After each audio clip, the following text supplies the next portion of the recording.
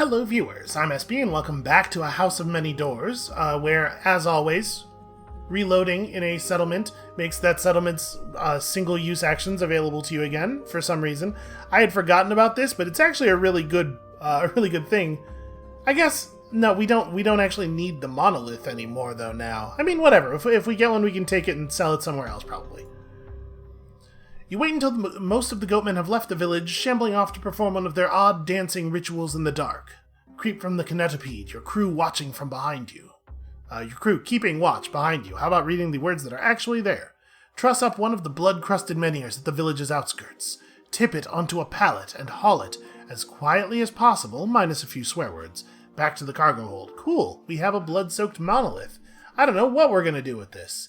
And we may as well try to translate some more runes. Again, past the check, same text. That's a lot of sanity to lose, there. And with that, I'm going to save again, and then we're going to leave. Our sanity is in a bad place. So the Chimeric Empire lies north, a haphazard collection of conquered towns. It's true, we're actually quite close to society here, so there's theoretically, there's the potential for there to be a lot of stuff north of us. I'm going to actually turn around and go back to the City of Angels for the sanity reset, and then we'll head up to this, which I do not remember what it is. Because it looks to me like we could really use a sanity reset. And you know what? Maybe we'll just go all the way back to the City of Keys. So we could turn stuff in, and then, oh, how far over cargo capacity? Not that much. Guess what I'm going to drop? Do we still have occultist paraphernalia? Maybe we got rid of it all? Oh, I sold it all. Yeah. Do we have a golem or something? We have our Karchar passenger. He's the right weight. We could drop some scorn honey. This band of refugees, fairly heavy. Deactivated golem. Get out of here. Get out of my ship. Alright.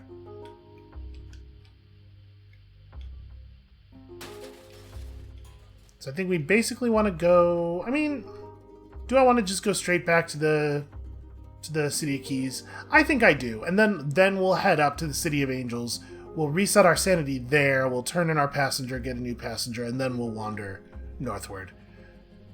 Oh, we have a thing. Cromlech has a feeling. Oh, yeah. That's an interesting point. I totally was not remembering that we even had a goat dude aboard.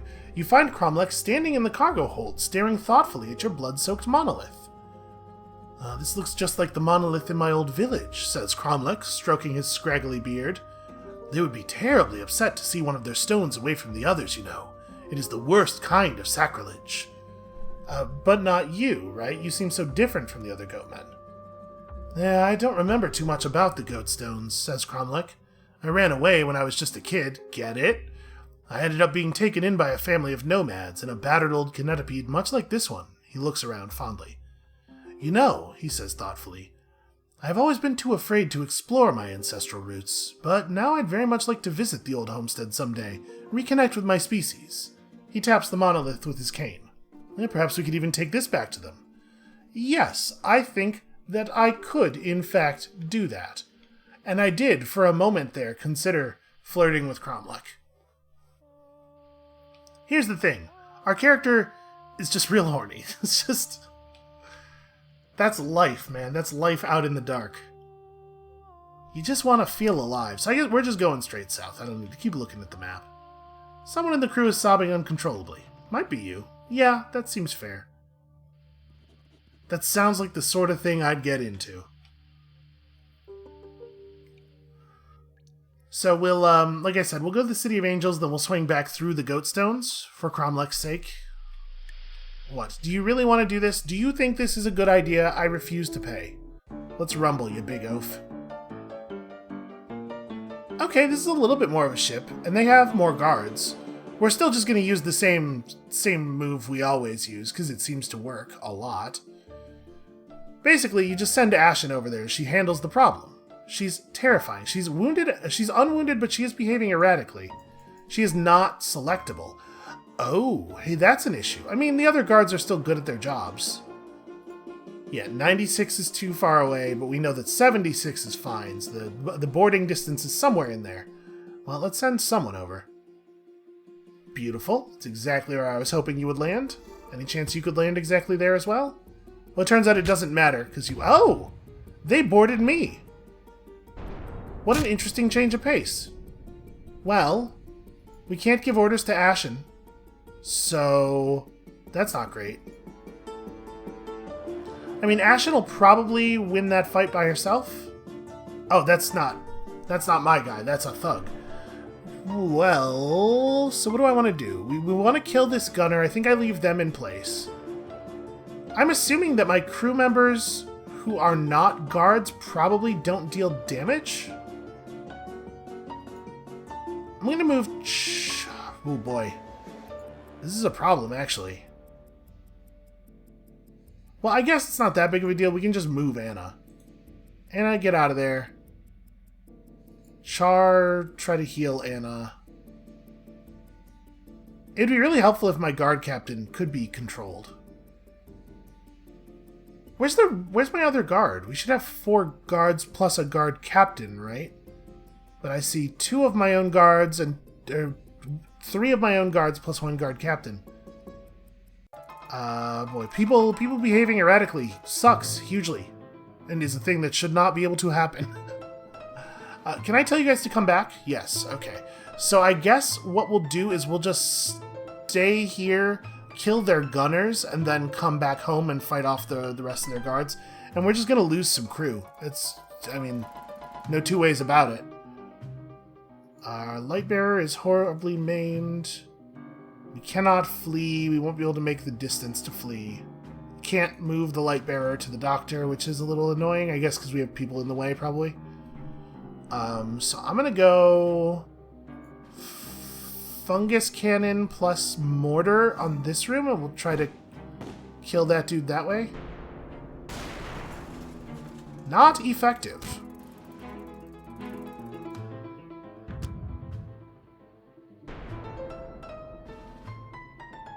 So our one guard is beating their one guard. Their guards don't seem to have any interest in moving away from... I don't know, man. It looks to me like we'll be able to kill this gunner this turn, because we did do a little bit of damage to the gunner with the cannons last turn, so that's good. That's a good start. And then we got people moving erratically, but they're not moving their gunner. They're not moving their guards, so... End turn? I don't think there's really a lot else we need to do. I guess we could move some more injured people to where the medic is. You have to get out of the way of the door. Nope, you're not the person I was trying to issue orders to. The people who are behaving erratically might move to bad spots. Somehow their gunner didn't die, but also they didn't fire. Oh no, okay, now they've fired. Alright, now their gunner should die. I'm going to call one of our guards back.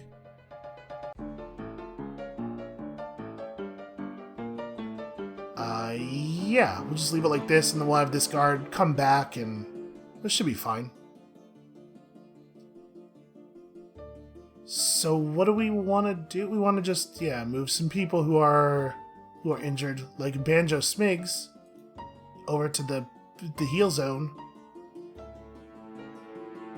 We're not going to have... They're not going to shoot at us, so we don't really need to do anything else. Right, we killed their gunner, we killed their guard. Oh, they moved their guards. Okay. So you return. Then we move all 3 of our guards into this room where they do a lot of damage. Why can I not do that? It seems like you just can't move people into spaces that are directly above the spaces other people are standing in. Is all it is, and that's probably not a game restriction. It's probably the damn game don't work kind of problem. Like it can't tell that you're clicking on the space instead of on the person.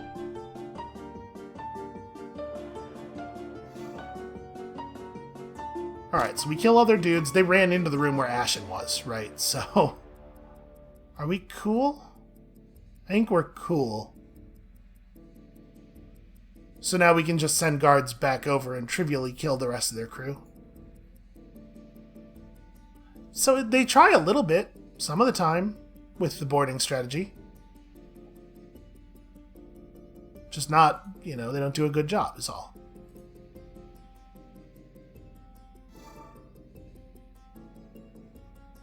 Okay. Their captain does fight back a little bit. Is Ashen dead? Wait. Did Ashen die? Ashen can't have died. There's no way. Ashen does way too much damage. She'd never lose a fight. But yeah, I don't see her anymore. Spire, move aside. No, here's Ashen. And Ashen is no longer behaving erratically. She can come over and join us.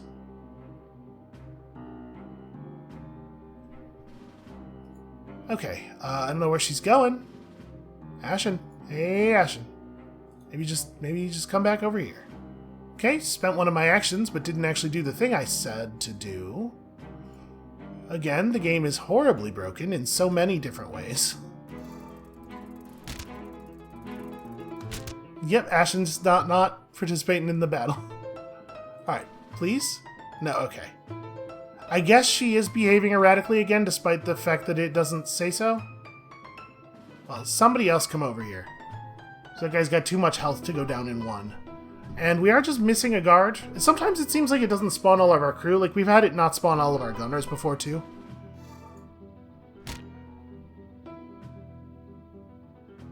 I guess I could be using some of my actions to close. And some of our guys are pretty injured here. So you got that under control. I'm going to try one more time to have Ashen do a thing. Nope, okay. It's wild that it still spends your action when it does that. So I guess we're good. Just end turn and then end turn again. Okay. Gallows Candle, Hazard Coffee. We have too much stuff in the hold. The Monolith definitely can't go. The tablet's probably not terribly valuable. You know what? A unit of Hazard Coffee. Yeah, throw it in the engine. A unit of Hazard Coffee is exactly the right weight.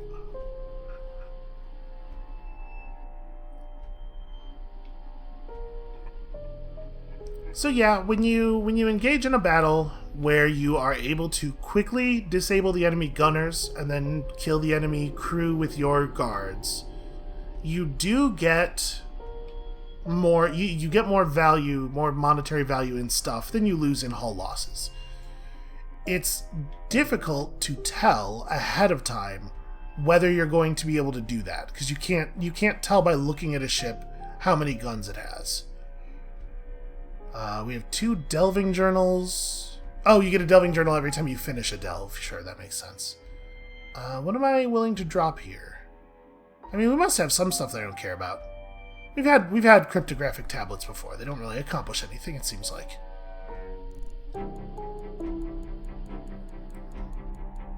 The refugees wanted to go to Karamal, which is pretty far away. Definitely inconvenient. I'd prefer not to get involved in any more combats here. If we can make it back to the City of Keys without. Alright, we're actually on top of this. This is going to free up a ton of weight. The little albino doctor holds a lantern to Spire's third eye and watches it twitch. He pokes it and watches his hand quickly before the toothed eyelids catch his finger. Withdraws his hand quickly. He holds an assortment of occult tools over it. A bell that twists violently from his grip, a candle that melts in an instant, a book that refuses to open, a 2-pronged stick that splits in half down the middle. Well, it is something terrible and magnificent, says Dr. Grindylow with an eager grin. I would dearly like to speak with it. I need salt, warding iron, and some other powerful relic. What a coincidence. I have all those things right here. Dr. Grindylow is small as a child, but he has tremendously disproportionate strength. He beats the warding iron into shape one-handed, forming himself a medieval shield, and scatters the salt in 3 overlapping circles on the floor. Now everyone stand in one of the circles, he says, lighting candles. He draws some runes on Spire's face, snaps his fingers, and the boy falls asleep instantly. Then the doctor chants some words that you at first think are mystical, but quickly realize are just a grocery list. 3 cartons of milk and 10 whole eggs, finishes Dr. Grindylow in a booming voice. He drops your relic into a boiling cauldron of blood and sulfur, and in the rushing column of smoke, a shape starts to take form. The smoke takes a shape like a man, but the eyes are broken windows.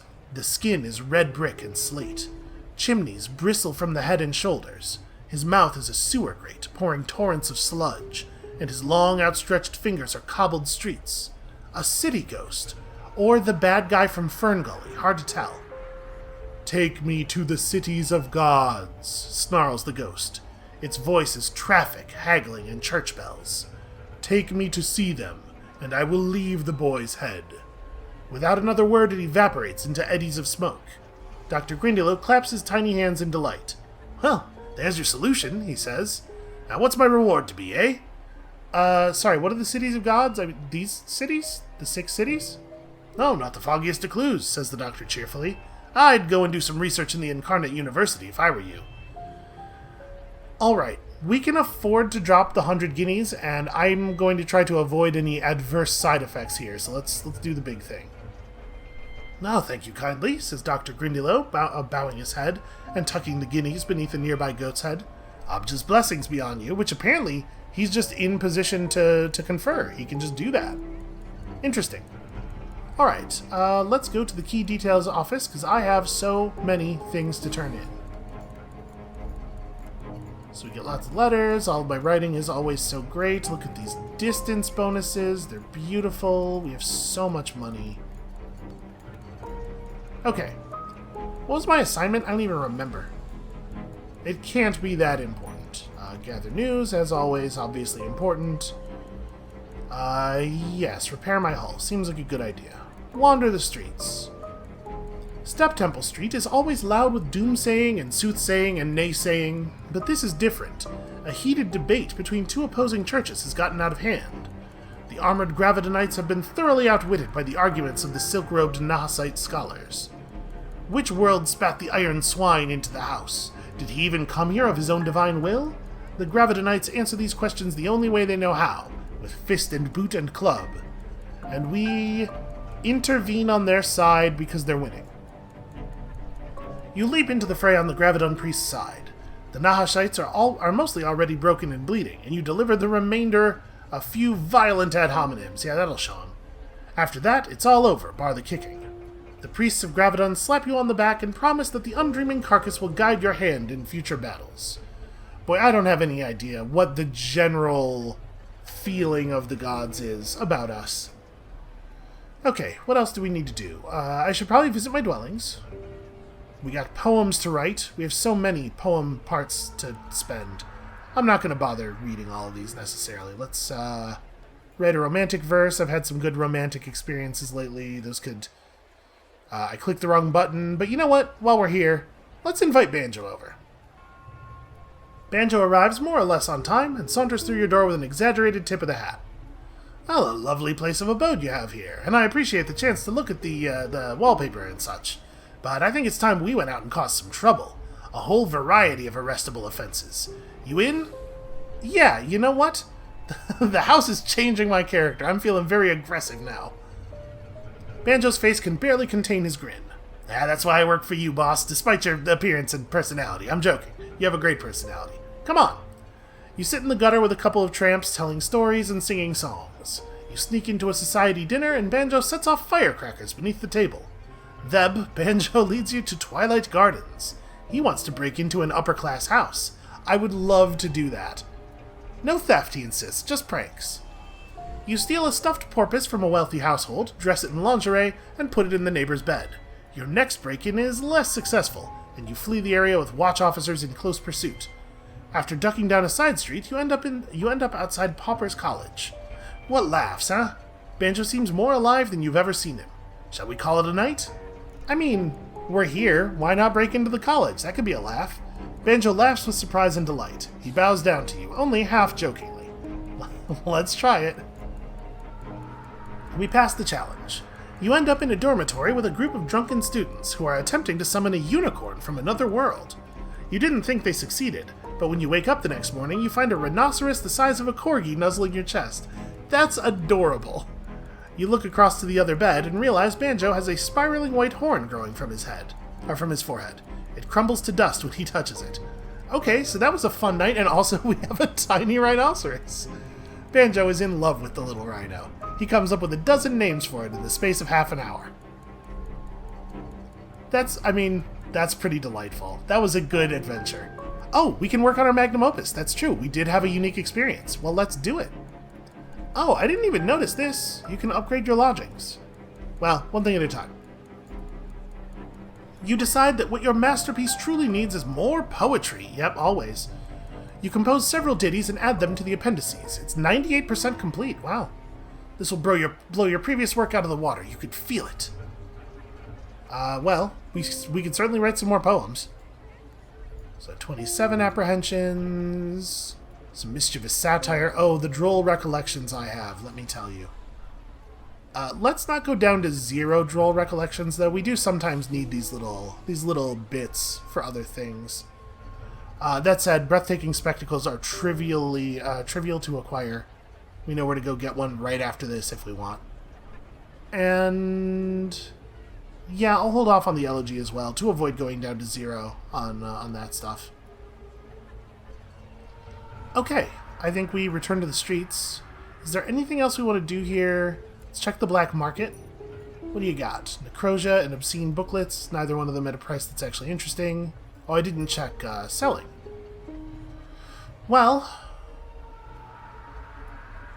we don't need this toad skin for anything that we're aware of. How much bottled darkness do we have? Didn't we end up with more than we needed? I have 5. I certainly don't need 5. Yeah, I'll sell one of those. And then, hold on, let me pull up the log over here. We still need 3 bottled darkness for the statue to Abja. We need 1 bottled darkness for the Dream of Trees. So we shouldn't divest ourselves of any more. But that's interesting. That's interesting that those are so expensive and so easy to get. So we don't need our Godsmoke. I'll sell that. It's not hard to get a hold of. We don't need obscene booklets. We do need our color dust. We do need our Necrosia. We don't need our toad skin, and we know where to buy more toad skin if we ever do need more. Okay, cool. That's a good amount of money. It's going to make it real easy to buy that golem cannon. Do we want to sell anything? Oh, right, I'm not welcome here. That's fair. So I don't know that I want to put any more stuff in the museum right now because we don't have anything that fits the beauty requirement. I want to make sure that we get some beauty stuff in there. We could donate the corpse of a god or a twisted lump of deiform scab matter, but these are so hard to find that I'd be reluctant to. Oscillating prisms can go in here. That's interesting. We'll make sure to pick up some more of those next time we're back at Eld Abrathat. For now, I think we just want to go. What am I looking at on weight? Okay, we've made some good changes. We could buy even more scurrying legs. Oh, we should definitely have a flare. We should not be going around with no flares. You know, in case of emergency. And then I don't think we actually need any of the rest of this stuff. No, we're pretty cool. Oh, I do have hazard coffee, and I'm not sure I need it. I'm gonna sell it. We definitely don't need more fuel. Alright, I think we're cool to leave. That was very productive. We have a lot of very productive journeys these days, now that we kind of understand what we need to do. Alright, so northwest to the City of Angels for a reset on our sanity. And then, and also we have some stuff there that we can actually do now. And then we'll see about our other plans. Things far to the northwest, out in the dark. I did not collide with anything. The hitboxes, I tell you, the collision in this house. It's monstrous, it's non-Euclidean.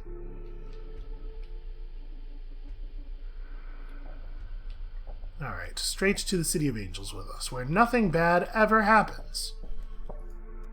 Test of Spirit, welcome aboard, new guard. Okay, apparently we had lost a guard at some point. That's why we didn't have a full complement during that last battle. Because we actually were down a guard. I don't keep good track of who dies, you know? It would be nice if every time you lost someone, it did tell you in the text what their class was. Do we need to be... Okay, we can go north now and west afterward. I don't need to contend with the guy behind the big rock. It would be nice if it always told you, though, what class the person who died was, because who knows the names of all their below-deck crew, right? You pick them up and lose them so frequently. Alright, let's recover a little bit before we do anything. God, it gives you such big chunks of sanity back, too. Attempt to gather news? You fail. Repair your hull? Not necessary. Wander the streets. Grab a book. Cool, volume of poetry. Drop off your passenger. Pick up a new passenger. Go into Failbetter Games. Okay. Little less ideal. Little less than ideal. Let's build a statue to the God-shaped void. Seems like a thing that is doable. The necrosia fills you with pleasant nothingness. It will rot your skin, but only a little. The color dust lets you see the absence of color, this the pigment in which you choose to paint. Your mind has been fractured, and you retreat into the cracks. You unstopper your bottles and begin to sculpt. The darkness writhes and kicks and strips the skin from your hands, but you are not to be resisted, not now. Above you, angels watch in something like awe. When you step back, the plinth is now decorated by a lack of a statue. There is nothing there, and the nothing is visible. Some shifting emptiness scar, dark and raw. Looking at it makes your head hurt and your eyes bleed. You have gathered quite a crowd by now, of course, and you can hear them moan in dismay. Officials will try to remove your statue, but somehow they cannot get a grip on it. You spent one day building an absence. The city does not care for the thing that I've done here. You may now propitiate Abja for a divine favor. It does seem like we're constantly getting favor with Abja, right? Everyone in the City of Angels agrees you have quite ruined their magnificent parade. Well, can I propitiate, please? Requires 7 divine scrutiny. Oh, we definitely have that. This will grant you Abja's favor, provided it doesn't go wrong. Scatter your mind. Be lost on the wind like dust. Whisper secrets into nothingness, so that nothingness might consume them, so that they might echo silently in the void forevermore. You will need substances to expand your perceptions, to send you to the brink of oblivion. So we gotta come back with a bunch of fragments, a revelation, color dust, dream salve. Oof. Not trivial. Not a trivial group of things to get. I'm curious where this is going, though. Maybe Angle Crab doesn't really work for us. Abja seems much friendlier to our purposes. Although, we are about to do a thing for Angle Crab, I suppose. The Archbishop holds the darkness up to the light. It squirms in discomfort. Your revelation is accepted in reverent silence, and the prism hovers above his desk, flickering and folding between dimensions, while he watches with obscene delight. Excellent work, he declares finally. He is almost completely human-shaped now, though his facial features are hovering a foot away from his face. As soon as I am able to attract a moment of Angle Crab's attention, I will persuade it to open Blasphemer's Quarter for you. Oh, right, meeting the angel, that's what this was about. Okay, well, yeah, head straight there, no point in waiting. Or is there a point in waiting? We don't know if it will actually be open to us yet. From a distance, Blasphemer's Quarter is a nightmare tangle of impossible perspective. But as you approach, it opens for you like an orchid. Its complexities are suddenly clear. It's maddeningly simple. Of course this street loops back on itself. Of course this alley ends a half-mile above a church steeple. Of course a seemingly straight road is secretly an upside-down oscillahedron. Everything has a pattern. The angels can only watch in aghast dismay as you make your way straight to the broken tower. They try to follow you, but the complexities of the quarter trap them. The broken tower is less impressive than its reputation. A squat and shattered thing, the doorway choked with weeds and rubble. You crawl through the gap and into the darkness beyond. Zeraphael is waiting for you, crouched on a jutting parapet among the gargoyles. Most of the angels are eerily handsome, their lithe bodies in symmetrical perfection marred only by the overabundance of eyes. But not Zeraphael. He is starved and pallid and skinny, his long hair rank with filth, his scrawny chest pitted with holes. No, not holes. Sockets. He had hundreds of eyes once, all over his body, but he has gouged out each and every one. "Who has come to visit?" asks Zeraphael, sniffing, blind face questing back and forth. He spreads his wings, tattered thing, scabbed with mange. "There is rust on the breeze. Someone who spends too much time around metal. Do I detect a hint of ink? Ah, gods help us. A poet. Yeah, I'm just wanna... How are you doing, my friend? Poor old Zeraphael, says the angel, picking at one of its empty eyes. He sleeps on broken stone, and his dreams... Oh, you would hate to dream his dreams. There are metal bats beneath the city of bridges who want his blood, and a woman with old teeth who wants his brain. And now, to add to his woes, you come to him promising tea and chatter. No, you did not cross the crab traitor's maze for sweet talk. You came to ask a question. Yeah, I was kind of looking for where the orchard might be. Zeraphael affects an exaggerated sigh. He crosses his skinny legs, sending fragments of stone tumbling down to you. As I suspected. But why would I tell you? I told someone once before, and she betrayed me. As penance, I retreated to this miserable tower and ate my own eyes. Now you come to me, almost 2,000 years later, asking for me to break my oath a second time. Well, the thing is, I have such a good reason. Nope, not that good. Zeraphael chuckles humorlessly. Many have come here over the years, seeking the door. Their worst tortures did not break me. Are you so arrogant that you think you will succeed where they failed? Look, it's just a measly little secret. Maybe there's something I can do. Perhaps. The angel scratches at his face with long, ragged nails. Are you familiar with the Lady of Blades? Once upon a time, she was the love of my benighted life. It was to her that I first told this secret, on the condition that she promised never to go to the orchard. She went to the orchard shortly after. Zeraphael shudders. If only I were not imprisoned here by the crab traitor's maze, I could do this myself. But the task falls to you, Worm. Go to the Star Gardens in the City of Masks. Steal one of the lady's bright stars from a tree branch and bring it back to me. Then, I will tell you everything. Zeraphael clambers up one of the walls, grabs a pigeon from the rafters, and devours it messily. What are you waiting for? He asks. Go. Okay, just steal a star and haul it back here. No big deal. Obviously a thing you could easily do. Well, okay.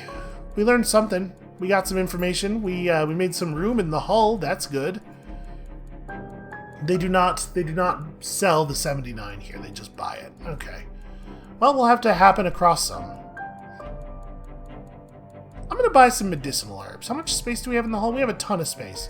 We've seen a few uses for medicinal herbs. Let's just carry some around, shall we? And then pour over the map. We have places to go. So we want to go northeast. We want to help Crumlick reconnect with his roots, and then we'll wander out beyond the Goatstones. More north than east. It's remarkable how close the Goatstones are, two places that we've been so many times, and yet it took us such a long time to find them. Search for a drink. Nothing. I'm sure eventually that will be how we come across some Angel Wine 79. I think I remember that we had some offered to us once in a trade with another train, if I'm not mistaken. So who knows? Maybe that'll be a way that we do a thing. Let's donate to the fountain. Also, let's have a chat with this Kinetipede. Okay. No need to antagonize. Was kind of hoping that they might have something for trade, you know, on account of the thing I was just saying. Alright, a lucky escape, a disquieting incident. You can never have enough, really. So we know where to get all, or maybe just almost all, of the things that we need for the Abja propitiation. It's just a matter of picking them up. Toad skin and all kinds of drugs. And hey, you. Compare maps. Waste disposal. Okay, farewell. Where did we learn about waste disposal? Aha! Okay, well, another thing out in the direction that we already intend to move in, so useful. You know what I probably should have noted while we were looking at the map was how many more times we need to go east, because it's not very many. I do wish that you could, like, have the map open, you know, half transparency over top of the thing while you're driving. This is technology we figured out way back in the days of Diablo 1. But it hasn't made it to the house yet. They haven't pulled over anything from Tristram. Well, sure, who am I to say no to a tiny, tiny bit of lumber? Oh, what's that hanging from the branches? Just a corpse, you know, not a big surprise there, I guess. I should have just taken the damn lumber. I was hoping it would be something a little bit more special than that, though, because we'd not seen that option before, as far as I remember. I mean, do we have any use for an embalmed corpse at all? We could put it in the museum, but it doesn't seem like a good use of the museum's time. Alright. Let's help Cromlech reconnect with his goat brethren. How shall we approach this? Asks Cromlech, tapping his cane thoughtfully. Other than with the utmost politeness, of course. Well, we do have their monolith. Out you go into the Goatmen village, hands raised and empty. I am one of you, says Cromlech, raising his voice. I was born in this village more than 30 years ago. Now I return, looking to understand my roots. After a long silence, a shaman emerges from the darkness. Taller and craggier than Cromlech, feathers sewn into his fur, face painted with dried blood and charcoal. No, you are not one of us. Well, I'm just gonna hang out, I guess. Quote-unquote, keep watch, also known as do nothing. You spot bows raised in the darkness, gleaming spear points, flint-edged knives. You leap aside just in time, arrows thudding into the floor where you stood, but Cromlech is not so lucky. 3 shafts sprout in his chest, and he collapses with a soft cry. The goatmen pour from the shadows, eerily silent even in their rage. They fling nets over Cromlech, jab him with spears, and pull him bloody into the darkness. He is gone instantly. Then they come for you, weapons raised. That is not how I thought that was gonna go. We passed the challenge. That's the good outcome. Yeah, fleeing. Fleeing seems like a good idea. You dash into the darkness, arrows thudding at your heels. By the time you return to the spot with weapons at the ready, the goatmen have vanished, and Cromlech is still missing, but obviously we're not going to give up on him. With the toughest members of your crew behind you, you venture deeper into the goatstones. It is utterly dark here. Your foot skids on something wet, but it's too dark to see what. Finally, you hear Cromlech's querulous voice, small and distant. That really necessary? It is followed by an explosive bleat of pain. Peering from behind a rune-patterned obelisk, you see Cromlech tied spread eagle to a stone, rope around his hands and feet, blood spilling from cuts all over his stripped body. A dozen goatmen are gathered around him, the craggy shaman burning incense and wafting vapors beneath his nose. Well, we do have more spirit than grit, I feel fairly sure of that, but I guess the grit test must be easier. If we wait for our opportunity, I bet we get an easier challenge, but also maybe they just kill him? It's not impossible that this just ends with him dead. I'm gonna try to mount a rescue. Your crew leap from the shadows, guns blazing, catching the goatmen utterly by surprise. By the time the dust clears, they have scattered, leaving Cromlech hanging limply from the stone. We free him and carry him back home. Cromlech staggers back to his room, leaving a trail of blood through the canopide. He slams the door and refuses all medical treatment. Your crew cheer when you leave the goatstones behind, but not before attempting to abduct another stone, which we succeed at. I don't know what we'll use it for. Oh, apparently we can attempt to propitiate object anywhere. That's interesting. I thought we'd have to be at the statue. So the physical objects we need are a soporific draft, a dream salve, a color dust, and a toad skin. Try to keep that in mind. I gotta add that to the thing. I'm not going to attempt to translate runes because it's a big hit on your sanity and we are in a kind of rough shape already. I almost want to turn around again. So we probably, yeah, northwest. And obviously we gotta check in on Cromlech as soon as he'll speak to us. Is it now? Nope. His eyes are wild and mad with pain, and he screams and spits in his bed. He's had to be strapped down to avoid doing himself damage. Maybe he'll talk to us once he's not as wounded. Okay, this time we're just taking the lumber.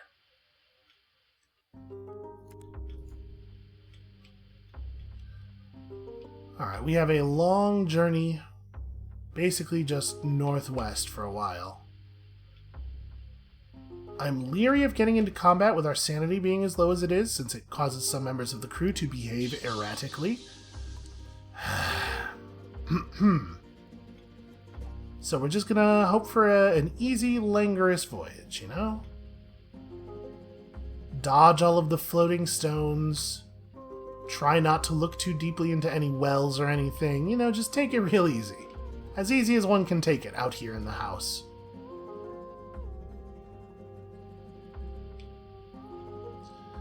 I know what I just said about the wells. Oh, didn't even get a choice here. Just a free glimpse of another world.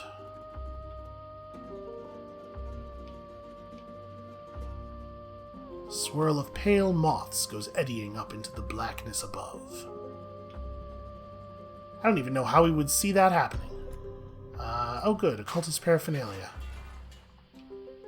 Also, I sure have destroyed an awful lot of objects inside the train, it sounds like, with my constant collisions.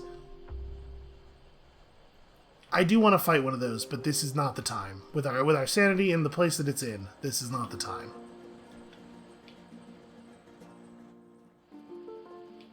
I wonder if we could just take it over, you know?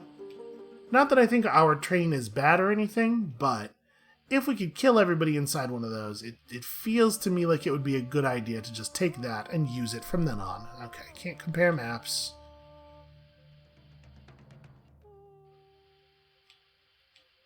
I'm trying to remember. We know where to buy toad skin. At least I think I remember where to buy. What is that? I should probably have stopped. That was something. It had eyes. It was definitely blinking.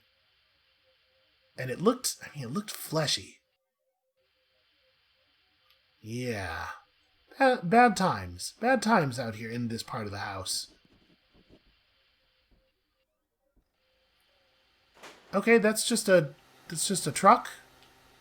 That appears to just be a truck, like a garbage truck, like a pink garbage truck. Hard to know what's safe to make contact with, you know?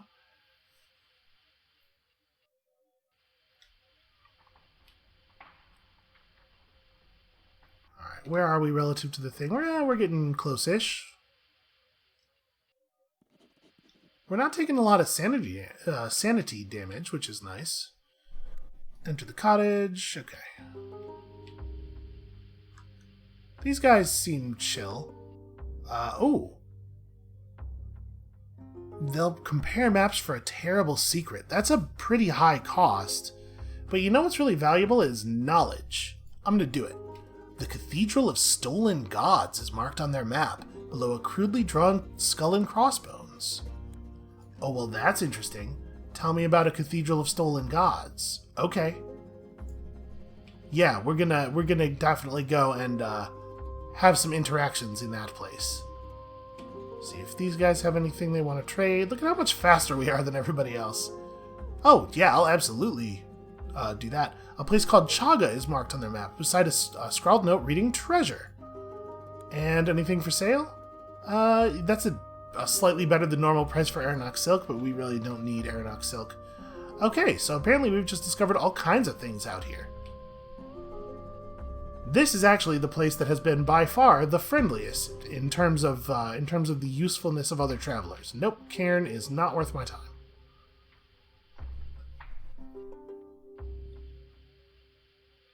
Cairns are basically just for filling your kinetipede with your own blood or a whole lot of cockroaches. Neither one of those things seems that valuable to me at the moment. Try to interact with this guy before we head north. Cheery smugglers. We're just running a quick and dirty little operation on behalf of the Tenpenny Man. Don't mind us and we won't mind you, unless you fancy buying something they don't sell in shops. Yeah, I'd like to buy a thing. Toadskin? I mean, yeah, toadskin. Also, do you always announce your criminality to everyone you meet? Oh, we ain't in the cities anymore, chum, the smuggler assures you.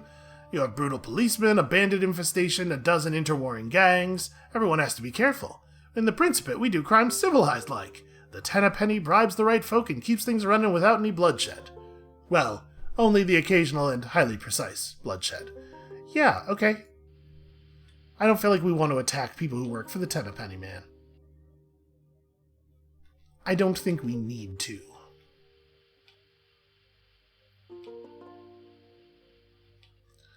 Alright, enter the cottage. There's a guy, ask how he got here for a glimpse of another world, and then just leave his ass there.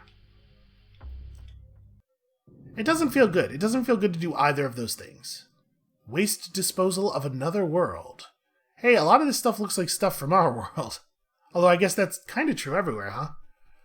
Some lucky world elsewhere has discovered the house's potential as a consequence-free interdimensional garbage dump. This room is a 10-mile-high mountain of rot and plastic and leaking barrels. Oh, that's probably bad news. Let's scavenge. Perhaps something useful has come through. As you pick through the endless mounds of discarded things, one of the trash mountains shifts. Cans and bottles clatter, your crew tense in fear, expecting a monster. Instead, though, a small filthy dog slides toward you on a minor trash avalanche. It stinks of rotten bananas and spoiled meat, and it's so filthy its gray fur has gone black. It slobbers lovingly on your knee and stares in hopeful adoration. Well, I can't not take it. After I was just saying how bad I feel about leaving those dirty, potentially dangerous guys in those buildings, this would be like 10,000 times worse than that. We take the dog, it immediately pees on me. You know, these things happen. And yeah, no new options. Oh, I do have options related to spending time with a pet can restore your sanity. Tiny Rhinoceros, don't take this personally. We're gonna spend some time with the troublesome pup first, because he's new and he might be a little more uncomfortable. The Rhinoceros knows he's loved. Come on. It subsides into your lap, wheezing and farting with contentment. Yep, that's a dog. You do your best to ignore the smell. Okay, that's cool. Can I... Oh, and maybe you only get to do one pet thing in each place? Yeah, okay, well... That was weird. Okay, let's go. It's good enough for me. So we are going southwest? Yeah, I guess I don't really have a good plan here for like a total route. Let's go down to Chaga first, and then we'll head out to here. Because I think we want to end up like swooping around this way. So we want to go east one time and then straight south from there. I very much love the fact that we have a tiny rhinoceros. We gotta make sure this dog feels loved. Because he's had a rough go of it. But we're going to spend a lot of time with the rhinoceros. Panachak is nearby. Wow, we are just...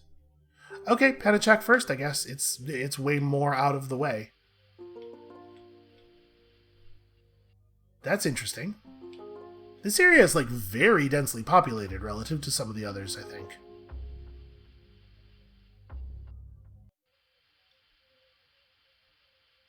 I'm seeing a lot less blood on the walls now. That's probably a good sign. Either for whoever's blood it was, or for my mind. Because, you know, we don't know 100% for certain that blood was really there. Do we need to go north anymore? No, okay, straight east from here.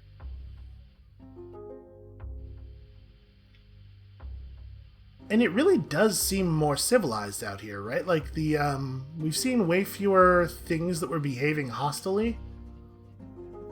Able to just, like, interact with people, have a nice chat. Yeah, that's a problem. That thing right there is a real issue for everything I was just saying. Does it have a spigot on the front, or what the hell is that? Maybe things have gotten less friendly?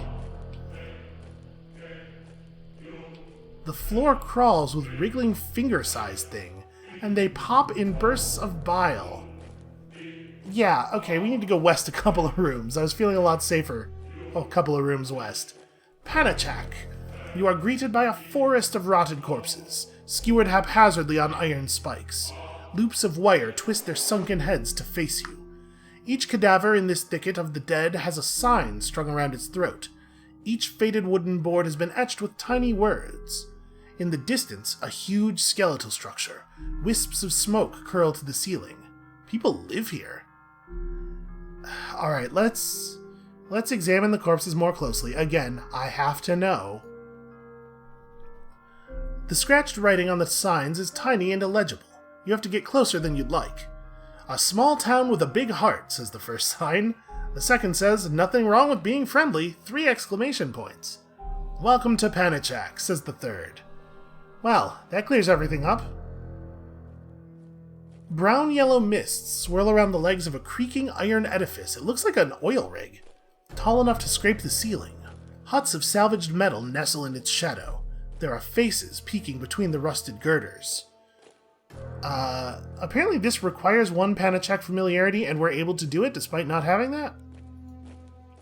Yeah, I mean, I don't think we have a Panichak familiarity. Maybe we got one from those signs? It didn't say we did, though. You managed to corner a townsperson who gabbles a dozen greetings to you in a dozen languages. When he realizes that you just want to hear what's happened lately, he sags in relief. Ghostly wails were heard from the Svadilfari recently. Mayor Feverbeard declared another civic holiday in his honor. The council recently elected to declare Panichak the best village in the house. Well, well, a small town with a big heart indeed. I'm gonna try to find somewhere to rest. There's no way we're just recovering sanity for free here, right? This is gonna go sideways in some horrible way. All the houses are identical heaps of iron, but one has the word inn scratched in tiny writing on a sign outside. Why does everybody write so small here? The innkeeper stares at you in terrified awe and tells you that you can rest here as long as you want. All he has on tap is crude oil, which he warns you is an acquired taste. So it is an oil rig. You feel better already. Feels very safe. Why does he stare at me in terrified awe? Maybe they don't get visitors here? Let's try preaching the word of Anglecrab. As you speak, your small audience drifts away in dribs and drabs. You are left with one lone watcher who shrieks and runs away as soon as you approach him. Okay, fair enough. Yeah, alright, the mayor needs our help. What's up? The villagers are complaining of a haunting in the Svadilfari, says Mayor Feverbeard, scratching at the contorted flesh around his empty eye. They are emotionally fragile folk at the best of time, and this has them in utter terror. Could you journey to the depths and prove there is nothing to fear? You'll be rewarded, of course. Okay, so this is going to be another delve thing. Yes, I agree to help. We're gonna come back to that. Let's check out the village competition. Panichak takes great pride in its community spirit, although they're too shy around strangers to talk much about it.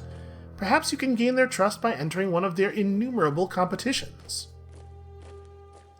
The current competition is flower arranging, although Panichak lacks vegetation. The villagers' improvised solution is to see who can sort shards of rusty salvage into the most pleasing arrangement.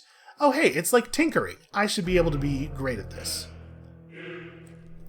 You work through the night, assembling your rust-splotched metal into a magnificent diorama, a scale-perfect model of Panichak itself, complete with a Svadilfari that belches flame via an elaborate mechanism hidden in the base. The other villagers mostly just throw their stuff together at random. Mayor Feverbeard declares all the participants victors, and gives each of you a certificate, so maybe we didn't actually need to do a good job. A certificate? The other contestants are already enthusiastically destroying their sculptures. Okay. Strange place. Let's explore the Svadilfari, I guess. The Svadilfari smells of rust and salt and damp. You lower yourself through the topmost hatch. The corridors groan like a dying thing. Endless corridors and dripping brine. The floor is rumbling. Wispish flames dance across the ceiling. You stand and watch for hours, entranced. So hey, there's our breathtaking spectacle. You spend one day enraptured and then snap out of it and head deeper. Leaky pipes above, puddles of oil on the floor. In fact, the floor is covered in oil, a rainbow slick that extends as far down the corridor as you can see. We must tread carefully here. You skid uncertainly down the corridor, but don't lose your footing. You lean against the wall, head pounding.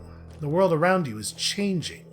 Visions of a world on fire, mile-high pillars of flame and smoke, gleaming steel and glass cities burning. And then you're back in the Svadilfari. Your fist is clenched so tightly it started to bleed. And so, of course, we head deeper, why wouldn't we? Alright, a hatch that leads down to the second floor. The rusted wheel screeches in protest. Let's just dive in. The second floor is darker and colder. The Svadilfari's rumbling is louder down here, as it drills oil from another world. This must have once been a mess hall. Plates, cards, and tobacco pipes rest under a thick layer of cobweb. An icy hand grips your shoulder. When you turn, you see no one. Not a big deal. Let's just continue on. A melancholy song echoes from below. Flames roar down the corridor toward you. The fact that let the fire take you is even an option makes me think it's the right thing to do, because why else would they let you do this? You close your eyes. An instant of searing heat as the flames roll over you. Then, icy cold. When you open your eyes again, the corridor is dark and silent. No smoke. No fire. They kind of gave away that the fire couldn't possibly be real, right? Deeper we go. Far down the corridor, you see a dark figure step between shadows. The floor is covered in oil, we tread carefully again, and we head deeper. Alright, second floor clear. The mournful song starts up again, louder and echoing. You step over discarded tools and try to ignore the images scratched on metal walls, of distraught faces, flames, dismembered corpses. You pass through what seems to have once been a medical room. The beds are still neatly made, though stained yellow by damp. Scalpels and syringes scatter the floor. An inexplicable urge. Why not climb into one of those beds and never get out? It would be so clean. So easy. No. A mere ghost can't rob me of my senses. I see this for what it is. No, I don't. It's no use. You peel back the sheets and cough as the dust rises. Lie down. So clean. So comforting. 3 days later, several members of your crew arrive in a frightened search party. They drag you from the hospital, though you fight them bitterly. It is a while before you recover your senses. And then we just go back to full sanity, right? That's why I didn't feel like concerned continuing to push on, because it seems like we just get to go back to full for... Oh, hold on. I no longer have the option. So I guess we're done here? Oh, we do get to spend time with our pet, right. Cuddle your tiny rhinoceros. The tiny rhinoceros nuzzles against your chest. It adores you. The nightmares are receding. Lovely. Okay, and then I guess we're done here. Well, do they have any shops? We're able to buy... Oh, wow, fuel is super cheap. And dubious trinkets, as far as we know, these don't do anything, right? We have no knowledge of these. I'll stock up on fuel, though. That's awesome. But we're going to 30. Alright. Let's head out, shall we? Maybe I should just buy, like, a really absurd amount of fuel, since fuel doesn't take up any weight or anything. I'm gonna go to 40. It's so cheap. Alright, save, and... southwest, right? Because now we're going to Chaga? More south than west, though. That's a rock. Absolutely just steered into the rock. That one is on me. How's Cromlech feeling? I mean, I guess he's not ready to talk to us or we'd get a message. Yeah, he's still pretty injured. Most of our crew has recovered from their various injuries. What's taken him so long?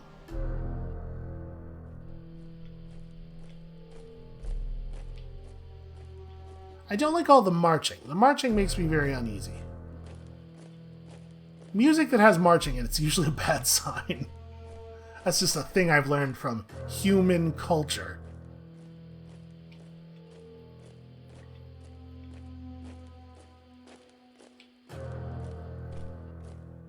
Alright, how much more west do we... okay, at this point we probably just want to go diagonally. I gotta say, that is definitely one of the more unsettling towns that we've been to. I don't hate it the same way I hate Scornvault, but... Scornvault? I don't know. I don't need to remember the name of their stupid town. It hasn't earned space in my brain. Although clearly it is already taking up space in my brain. Hey, you... Okay, wow, that was a good dodge. He almost got away. Memory box, obscene booklets. We don't really need either of these things.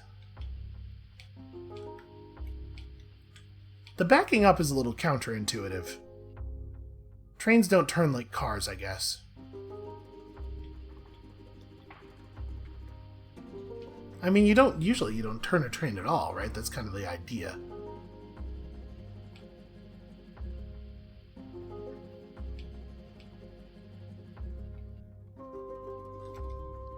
Okay, almost there, almost there.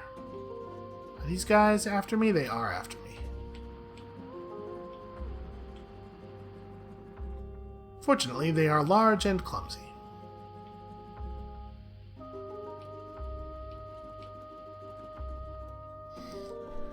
A ruined pub. Well, we got some blinding hooch. That's the cheapest and least interesting kind of alcohol, but it's not nothing. Gotta be happy about not literally nothing. Oh, chaga is more mycenae, I guess. An ancient fungal ruin. A Mycena city was built on this vast shelf fungus once, a city whose occult powers still defy understanding. The shelf collapsed long ago, sloughing across the floor. Well, we don't have a lot of options here. Eerie fungus phosphorescence plays across your kinetipede, painting the wall with dancing shadows. The outer edges of the shelf have already been picked clean by treasure hunters. You lead your crew deeper into the fungal forest, every footfall sending up clouds of spores.